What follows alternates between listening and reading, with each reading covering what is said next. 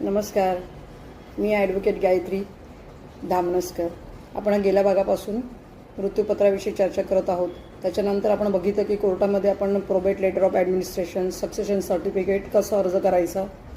आता त्या आजच्या भागामध्ये आपण अशाविषयी बोलणार आहोत की आपल्याला कुठच्या प्रकारचे कागदपत्र जमा करायचे आहेत. तर त्या अर्जासोबत जे डॉक्युमेंट्स लागणार आहेत त्याच्याविषयी आपण आज चर्चा करणार आहोत. प्रथम आता डिझीज म्हणजे जो मृत्यू पावला आहे त्याचा मृत्यू दाखला फार महत्त्वाचा आहे. त्याची प्रत आपल्याला जमा करायची आहे. मृत्यू पावलेल्या व्यक्तीचे आधार कार्ड, वोटिंग कार्ड किंवा त्याचं पॅन कार्ड जे डॉक्युमेंट्स आहेत तेही आपल्याला त्यासोबत लावायचे आहेत. मृत्यू पावलेल्या व्यक्तीच्या पश्चात जर पती असेल किंवा पत्नी असेल आणि तो त्या व्यक्तीच्या अगोदर मृत्यू पावला असेल, pre disease of the disease, तर त्याच्या मृत्यूपत्राची पण एक प्रत आपल्याला सोबत जोडायची आहे.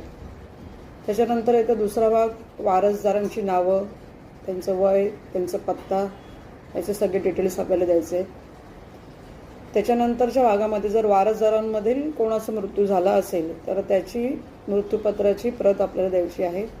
आणि त्या वारसदारांचा जो मृत्यू पावलेला असेल त्याच्या पाठीमागे जर त्याची पत्नी किंवा पती कोणी असेल आणि त्यांची मुलं असतील तर त्याची नोंद पण त्याच्यामध्ये आपल्याला अर्जात करावी लागेल.